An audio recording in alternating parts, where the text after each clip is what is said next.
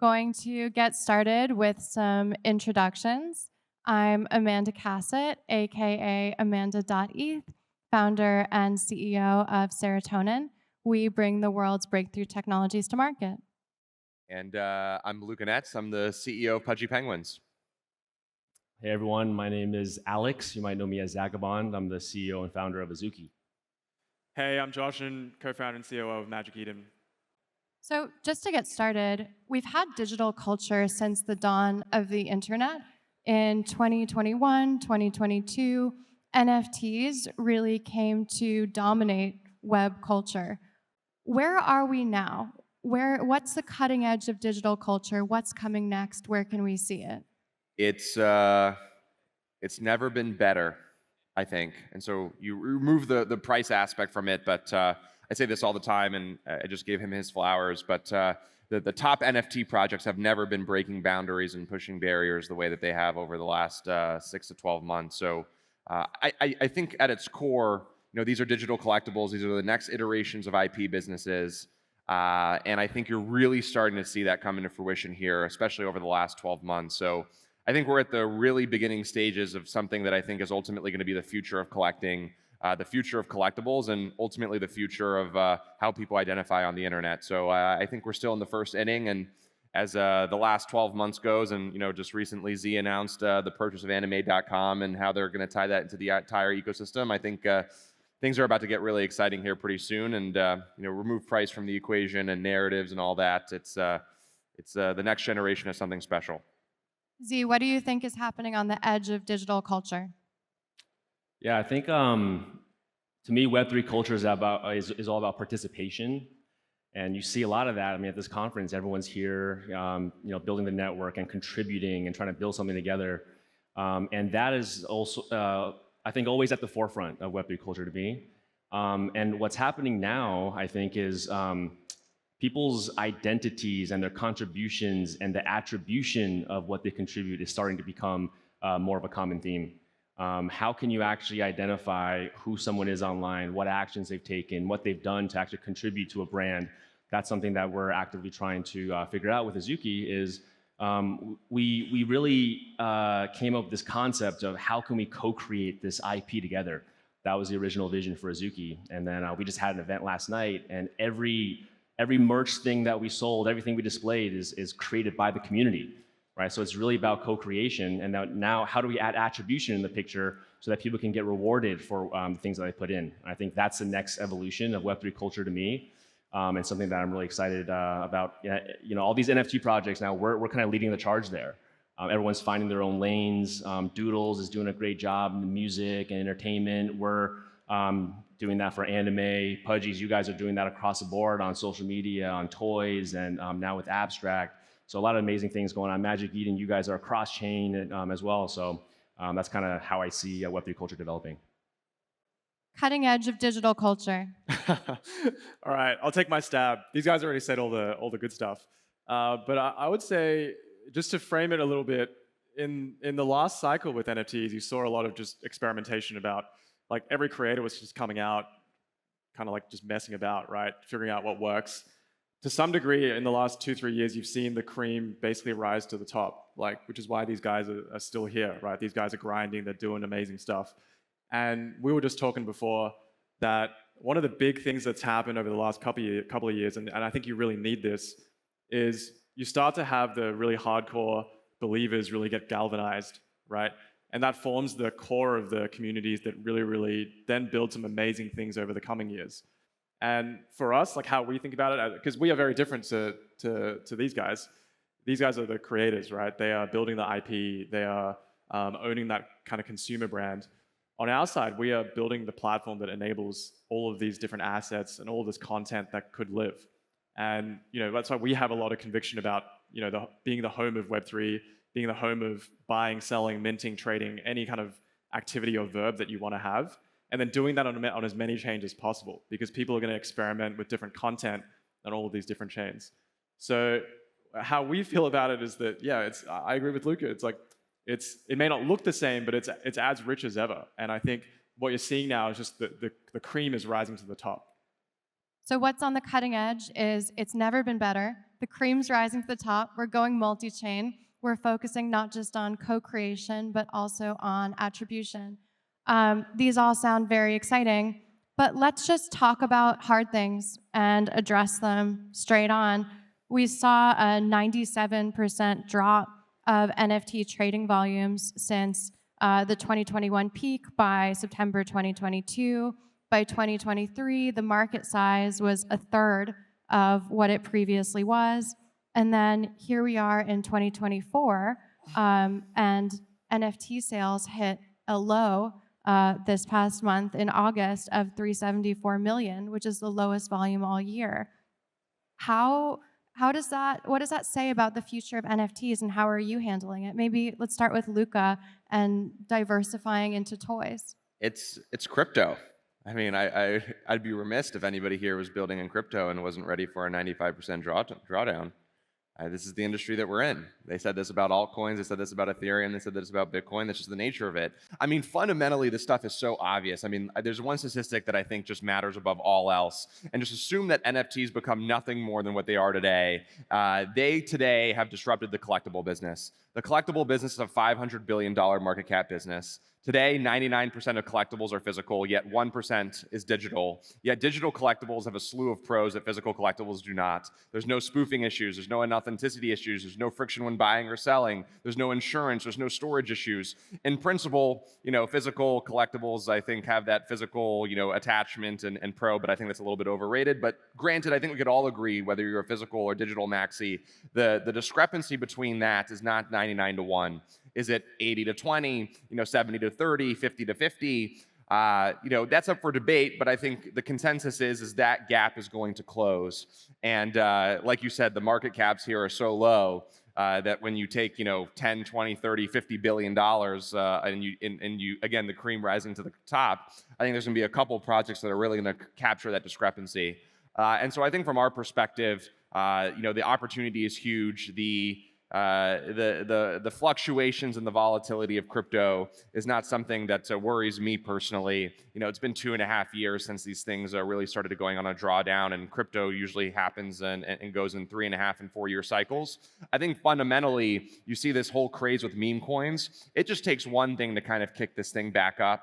One really hyped mint, one really hyped run. I mean, back earlier in the year, Pudgy Penguins had a monster run. The whole market kind of came, and then the entire crypto market just kind of fell off, and then NFTs cooled off with it. So I think we can see that these things still have momentum. They still have legs. There's nothing more fun in crypto, in my opinion, than NFTs. That can be open for agreements or disagreements, but I would assume most people here have minted. They understand the joy of ripping something or getting a rare. And I think when you also look at the fair distribution that comes with NFTs, I think it's just an unparalleled mechanism. So, my bull case here is there's been a huge unlock in sophisticated tooling in the NFT market that we didn't see in the last cycle. Businesses have never been building better products and doing more important and breakthrough things, not just only for NFTs, but I think for crypto in general. I mean, look at what I think we've done for crypto, from Walmart and Target, and legitimizing the space to non-crypto users, bringing the family together around a brand that I think no other brand in crypto could have really done. What these guys are doing for anime and, kind of establishing a foothold in the industry. Doodles is, taking over, some of the most important, film and music spots in the world. I think we're pioneering and leading the charge in what I think consumer crypto is really supposed to be about. And I think the believers and the people that are here today are really going to reap the rewards. So when that speculative fervor comes back, it's not if, it's when. It's going to get really exciting. So I think we're still in the first innings here. Digital collectibles are here to stay. It's naturally obvious. It's instinctually obvious, and I hope it is for everybody in the room. So I think that's my take. Super interesting to see this market in context of the total digital collectibles market rather than the NFTs market. And then also, even if volumes are down, that maybe certain projects are more dominant and that those are accelerating. Super interesting. Z, so wanted to get your take on this. Volumes are down, but you're expanding into anime and games. What does that look like? Yeah, I mean, I share the same sentiment as Luca. And I think if you only look at the transaction volume, I think you're missing a big piece of what NFTs enable. And I think, there's a lot of people that got, It's the same with any speculative asset, right? When price goes down, people lose money, they get burned by it, they leave the space. But I think it's been, a couple years since 2021, and then I think a lot of holders are starting to come back because they're starting to realize that there's really no other community like an NFT community. And this time around, when they're going to come back, what they're going to realize is, wait, some of my favorite brands and communities are a lot more developed now and getting mainstream adoption, whether it's Walmart or getting the entertainment and media out there and breaking into Web2. And for us, we're making authentic Japanese anime, and we released the first episode of our anthology series, and that's gotten traction. If you read the comments, people are like, "Man, I love this IP. How can I see more?" They don't have any idea that it's NFTs. And that's what we need, right? Something that it's not good in Web3 or it's good for an NFT project. It needs to be good, period. And that's what we need. And that's what projects are starting to develop and get out there. And so when these holders are coming back this time around, they're, I think, going to be very pleasantly surprised to be like, wow, there's quite nothing like it. And I'm very excited to be back. And I'm very bullish about the space and the communities that I'm a part of. For Azuki, the first couple years has been around building this premium brand around anime, right? So building Azuki into a nice brand, curating a nice community of really talented creatives to co-create with us. And now I think what NFTs enable is you have this community, how can you mobilize and inspire this community to do something much greater? And so for us, it's this vision of what we call Anime 2.0, where how can we give more ownership to the fans and creators that make up this passionate global anime community?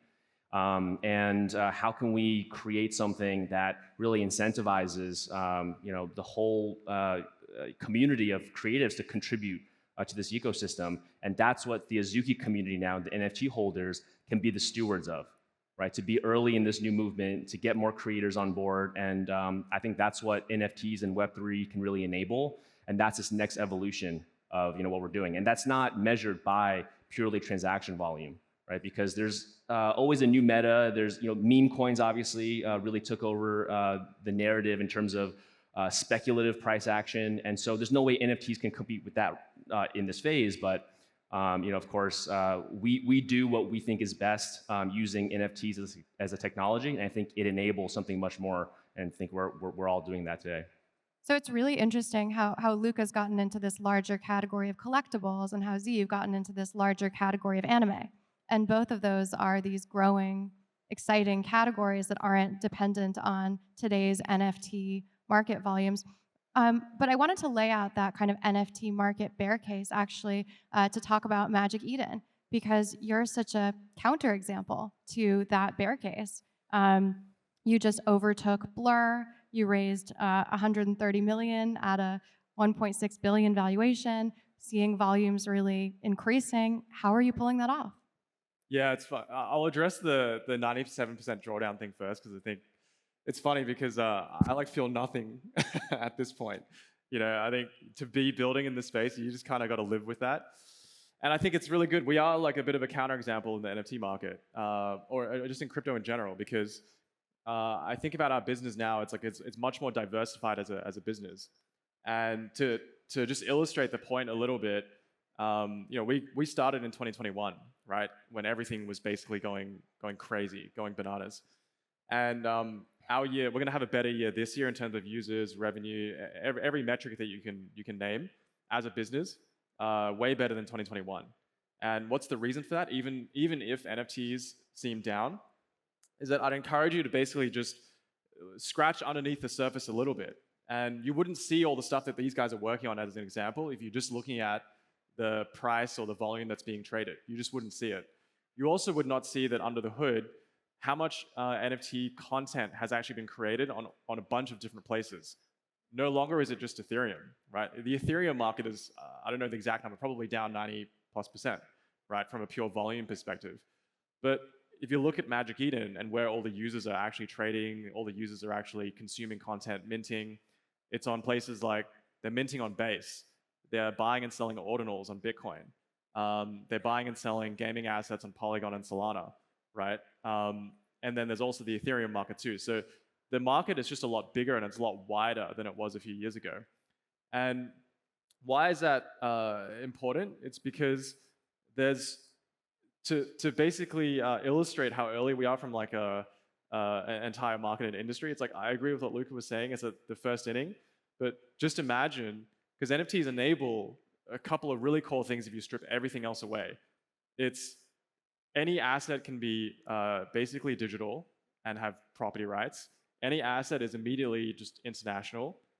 Any asset is immediately tradable, sendable, you name it, programmable, right? And if you just apply that to basically any physical thing in the world, you got to believe that that thing is going to be absolutely massive. And we are just right at the beginning of that. So I don't have like a strong point of view about, oh, is it going to be this type of asset, that type of asset? It almost doesn't matter. We should just be wherever the content and wherever the users are going to go. And we are not very opinionated about that. And that's why I think Magic Eden has become a little bit of this counterexample where, as even though the narrative and the market has seemed a little bit more quiet than it was in 2021, like our business is actually doing a lot better, like many orders of magnitude better than it was in 2021. Hold up. Yep. You guys did a recent round? This was the last round that we did. I was gonna say NFTs are down 95% in volume. You got to spare a dollar. That's super interesting. We started talking about IP, and we're in Web3, so we're talking about infrastructure. And it's really interesting that your strategy for growing volumes on Magic Eden has been so infra-focused, getting into the Solana ecosystem, getting into the Ordinals ecosystem. Maybe you can comment directly just on the role that infra has had on Magic Eden's growth. And then I want to ask you two about infra as well. Yeah, absolutely. So it's funny. We started off as a Solana marketplace, and those of you who knew Magic Eden in 2021, that's what you would have known us for. And we had this thesis that over the long run, right, let's call it 10 plus years, you would basically see that many different assets would get created on many different places. So it didn't, as a platform and as a company, we were not going to be dogmatic about where those assets would be created, right? So we said to ourselves very early on, we should just be all over. Like, imagine effectively as exchanges support, token trading and things like that, they're never going to support the long tail of all of the asset creation. And that's where we should support that. We should basically be the on-chain version of that, right? Where the long tail goes, like we should be there. So we started expanding into different ecosystems very early in 2022. So we did EVM, ETH, Polygon, now we're on Base. We did Bitcoin, one of the first on Bitcoin. That became a very big market. Did about $1 billion in volume in just May, like just a few months ago, right? Ordinals and runes. So we have taken this very cross-chain, multi-chain lens. The second piece of the infrastructure that I'll mention that people may not necessarily know about for Magic Eden, because people know us as just purely an NFT marketplace, is as this experience has been built out, users then have to figure out how do they get on all these different chains, right? And it's like a very complicated problem with all these different wallets that are out there. And we ended up building also a cross-chain wallet to accompany the marketplace experience. So if a user is a Solana user and they want to go buy an Azuki, how do they go do that? Instead of having to download multiple wallets, like transfer money from or ETH from Coinbase, they can go to Magic Eden Wallet, swap SOL to ETH, and then join the Azuki community, right? Just cutting out all those steps and making that very seamless has been a big area of investment for us. So that's kind of the big focus. We're going to continue to build that out. We have many aspirations around supporting probably 5 to 10 more chains later this year. And then over the 5 to 10 year time horizon, I think that's going to get a lot bigger with basically all of the L2s that are coming out online now. Super interesting building infra to be able to tap into the demand from all those different ecosystems and then getting into the account abstraction, wallet abstraction side to build out the UX. Z, I wanted to ask you, you guys are on Ethereum, on Arbitrum as an L2. Do you have any plans to build infra yourselves? Do you want to go multi-chain? Yeah, so the way I think about infra is, I think back to 2017 is when I joined the space. I worked for a project called 0x, which is a decentralized exchange protocol. It's actually when I met Zhuoxun. Yeah, he was at DYDX, and we were neighbors in San Francisco. And we started at 0x by being a protocol, right? Sitting at that infra layer, supporting other DEXs to build on top of us. We use this system where we can support what we called relayers, teams to build exchanges on top of 0x. And what we found is that it's very difficult to find teams to build the exact type of apps that you want, that utilize the infra in the right way, because there's a lot of things to consider with DEXs in this case, with liquidity and getting market makers, et cetera. And it got to the point where we were still making the core protocol, but we had to just commit to building our own app on top of it as well. And so that became matcha.xyz, which is a DEX aggregator that a lot of people, you guys might have used it today. And so what I learned from that is the infra is important to support the type of applications that you want to build.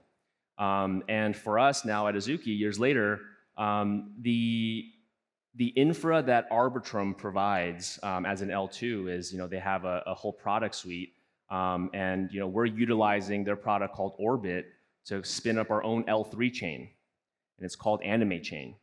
And for us, Anime Chain, cool. Yeah. So you can see that everything we do is kind of synergistic and just the anime vertical. Azuki obviously is an anime IP, right? So we've been doing that, and what we're good at is building something that resonates with the end user that loves the IP. And Arbitrum and all this infra that exists now makes it really easy for us to spin up our own chain, being Anime Chain. And so what's missing now is how can we create a flagship platform on Anime Chain to actually onboard and expand the anime industry and take them on chain. And we just announced this past week that we're building anime.com, which is going to be a platform for anime fans. They won't even know that it's Web3 to start. And so you can go on there and sign up for the waitlist today with just an email. 3 clicks, you register, you can get a pack of stickers to use when the platform goes live. And those stickers are actually NFTs on Anime Chain. And each user with an email gets a wallet on Anime Chain as well through account abstraction. And so they don't even need a wallet. They don't have to pay gas. The user doesn't even know that it's blockchain. And that's to us what consumer crypto is, really abstracting that crypto stuff away. And so for us, we put anime.com first because that's what the end user uses first, and Anime Chain is the layer that sits under that. And that you don't have to focus on that because we're taking care of that on the back end. And I think that's how real consumer apps should be. And I think that's the next evolution of what consumer crypto will be. Super exciting. When Anime Coin sounds very cool. So Luca, you announced an 11 million raise led by Founders Fund to build, among other things, an L2 from your parent company, Igloo. Yep. Maybe tell us some more about your infrastructure plans and what role infra plays for Pudgies. Yeah, I think we see the same opportunity in L2s that we saw when we bought Pudgy Penguins. When we bought Pudgy Penguins, we just felt like we had an unorthodox approach on how to look at things, and we thought we could do things differently, and we thought we could win, in building NFTs and providing value to our community. I think the same thing when I look at L2s. I think L2s have a little bit of a broken ethos and a mindset, and I actually appreciate Z's perspective on this, but it's this general purpose approach naturally from an entrepreneurship perspective is like really contradictory or paradoxical to what it means to be a good entrepreneur. A good entrepreneur doesn't get into a business with 10 different priorities. A good entrepreneur goes into business with one priority. And general purpose blockchains, I think, fundamentally are broken in the sense that you have to optimize and try to do 10 things really well and try to build an ecosystem across many different facets. I think for us, we really want to be the consumer chain, and we want to own consumers on EVM. And naturally, I think Pudgy Penguins have been building for consumer crypto for the last 2.5 years. I think we've been the face of that. Obviously, we've experienced some serious pain points being in Walmart, being in Target. Now Pudgy toys are in about 10,000 different retailers across the country, but we're not really in the physical product business. We're really in the Trojan horse business. So for those who are not familiar, Pudgy Penguin toys actually come with a QR code. Those QR codes point you to Pudgy World. You get an email and a password, or you input an email and a password. You're given NFTs through a gasless experience and through nothing nothing short of a $5 purchase of a toy, you're now on-chain participating and digitally collecting. And so that experience, fundamentally, we had a lot of different issues going around to a lot of different chains, just trying to optimize that experience. And ultimately, what it kind of came down to, and what we saw was like, look, nobody's focusing on consumer and consumer only, and the sacrifices that you have to make a good consumer experience are not necessarily the sacrifices that you can make when you're optimizing for DeFi or AI or data or some of these other things that these people are doing. And so the elephant in the room was like, look, we need to own this experience. Nobody's owning consumer on EVM. We want Abstract to be the consumer chain. And we raised that round. We actually bought Frame, which was an amazing chain being built for the last year by a group led by a developer named Saigar. Some of you guys may or may not be familiar. I actually worked with Z quite a bit.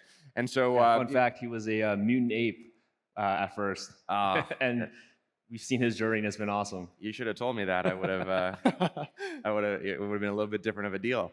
Just kidding. But and that's what I think we want to pioneer. I think when you guys are looking at Pudgy Penguins, when you're looking at Igloo, when you're looking at Abstract, I think what we want to be is we want to pioneer consumer crypto. We want to lead that charge, and I want to do it alongside people like Z and people like Magic Eden, obviously. So that's our infrastructural endeavors, and hopefully you guys will see some more things here shortly.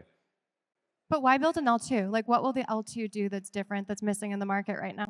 I think it's again, it starts and stops with like a fundamental mindset. I think there's some compromises on the infra layer or on the actual chain side that I think you kind of have to position. On the other side of it, I think there's actually, I think it starts and stops with the mindset. So for example, most L2s, they want to optimize for sequencer fees. So they'll basically say, everyone can come build on my chain, right? But ultimately it leads into like a really fragmented experience. And so one thing right now is like curation. Curation is not at the name of the game, or customization or personalization, or what does that actual 0 to 1 onboarding look like? So I think for us, rather than trying to build an ecosystem that does a ton of different things and optimizes for a ton of different things, we're really trying to just optimize for one experience only, which is consumer. And so we're making the necessary tweaks on the chain side. We're making a huge tweak on what it looks like to build the ecosystem. So I want you guys to hold me accountable to this, but I want Abstract to be the most fun ecosystem in crypto. I want to own fun at least for the next 12 to 24 months as our primary focus. And I want to leave everything else to other people to kind of figure out. And so if you're building the next great DeFi innovation, I'll send you over to our friends at Berachain or Arbitrum. But if you're building fun and viral applications, I want Abstract to be the home of that. I want to innovate and pioneer and kind of build out some of the tooling in terms of what it looks like to really take account abstraction to the next level. I think 0 to 1 onboarding is broken today, so a huge focus for us on the engineering side is actually making the best 0 to 1 onboarding experience. We think we're going to do that through Abstract Global Wallet, which we announced a couple weeks ago. So I actually think it's less of a, hey, we're going to do this one thing differently. I think it's more of an ethos and a mindset, right? Which is like, hey, we want to do consumer better than everybody else. And if you want to go build, blockchains can power many different things. But you guys can, builders that want to do that can go do that in other ecosystems. And I think just focusing on consumer and consumer only is ultimately going to lead to a lot of interesting developments.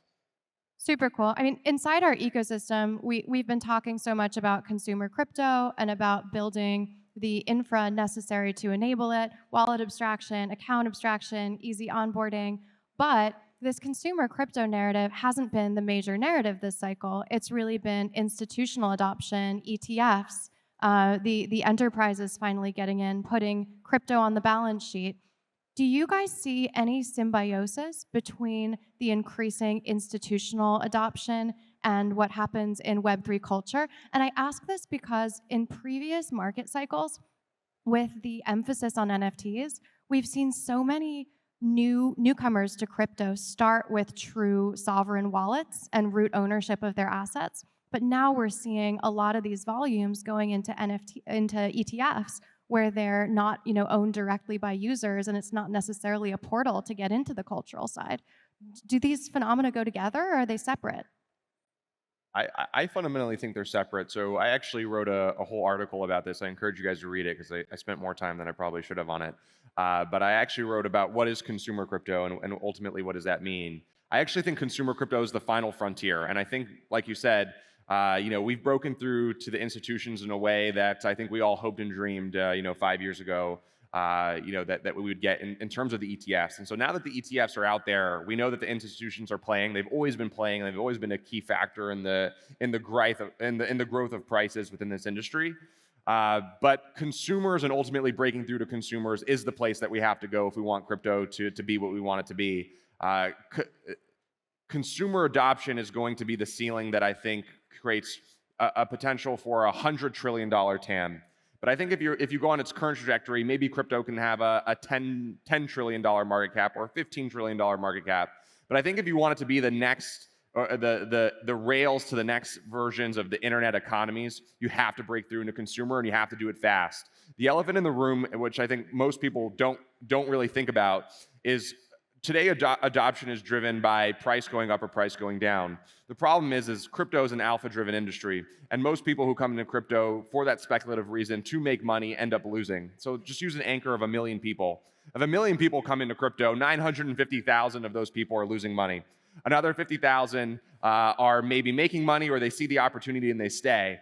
But that stairway to success is ultimately handicapped by this driver that is basically price. And I got into crypto to make money. Most people got into crypto to make money. But I think we need to lean into other habitual habits that I think have higher upside. I think fun has higher upside. I think I've stayed into crypto and I'm here today because I have fun within this industry. I think most people would probably feel the same. I think digital ownership, being censorship resistant, having the ability to have this borderless liquidity pool, which I think adds just so much opportunity. I mean, these are the things that we really need to lean into. And ultimately, that's going to be driven by consumer adoption and how consumer crypto is being driven forward. So to answer your question seamlessly, I think on one side, institutions are here. They've broken through in the most meaningful way. Capital will continue to compound, but they're not going to get really, really excited. And there's a lot of sideline capital, probably a majority of sideline capitals, waiting for something really tangible to break through. That happened in 2020 with DeFi. That happened also in 2021 with NFTs.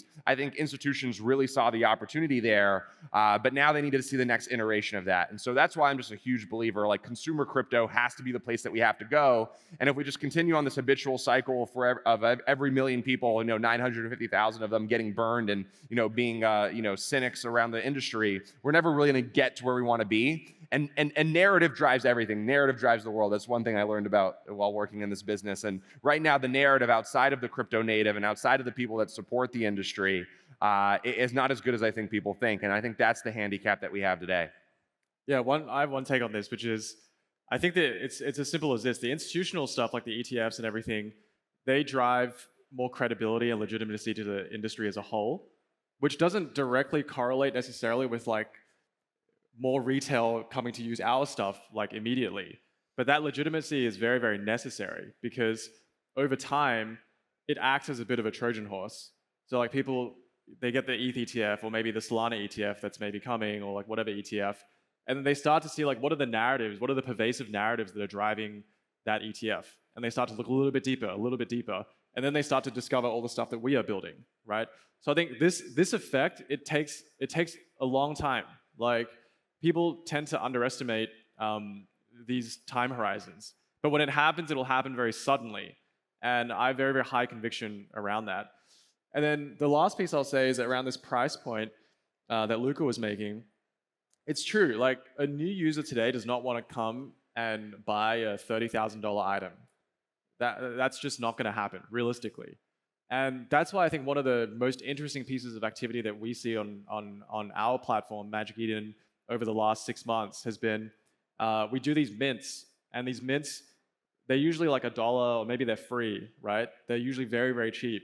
And they are in the, like, there's hundreds of thousands of people that are minting these items. So we did one like for the Olympics to commemorate the Olympics. We did a bunch of other ones that were just around like smaller crypto native communities, and they did hundreds of thousands of mints. And the reason behind that is because people are still interested in collecting, and they're interested in basically joining different communities, but the way they do it and the entry point has to be a lot more, the barrier has to be lower, right? So it's kind of like infra is one piece, price point is one piece, legitimacy is another piece. So this like digital communities, native communities versus institutions, it's like both have to happen, but over this time horizon, it's gonna definitely help. Yeah. I think it's a great point about how they're different audiences, but they have some symbiosis from the legitimacy. On the consumer side, normal consumers don't buy a can of Coca-Cola and then expect to make money on it. They expect to consume it. And so, point well taken about price. Z, what do you think? Is there some kind of synergy between the institutional and consumer side this cycle? Yeah, the only thing I would add is I think now I don't think there's one major narrative that's driving this industry. I think institution is one of them, but there's also RWAs, there's meme coins, there's IP, and there's so many things. And I think that just shows that the industry is maturing, and we have to advance across all these areas in order to show more legitimacy and show what's possible with what it is that we're building.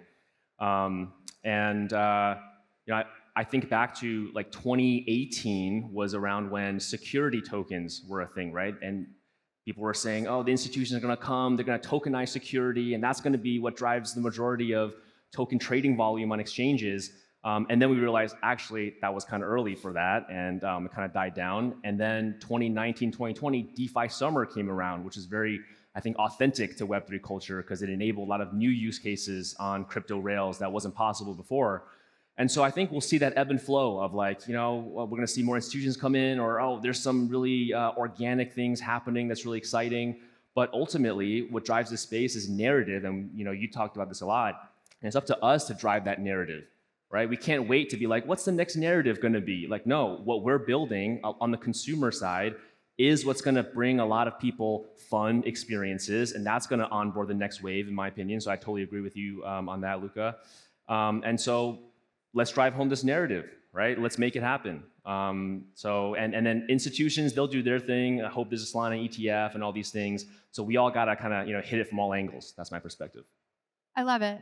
To wrap it all up, as we build this narrative and get our community involved, let's just go super lightning. What would you like people in the audience today to do? What action can they take to start getting involved in your community? I'll go. Yeah, I'll just use it as an opportunity to shill Magic Eden a little bit. We're all going to do it, right? No, I'll be quick. So download Magic Eden wallet, cross-chain wallet, go mint an NFT. You'll find something more delightful than you probably might think is there.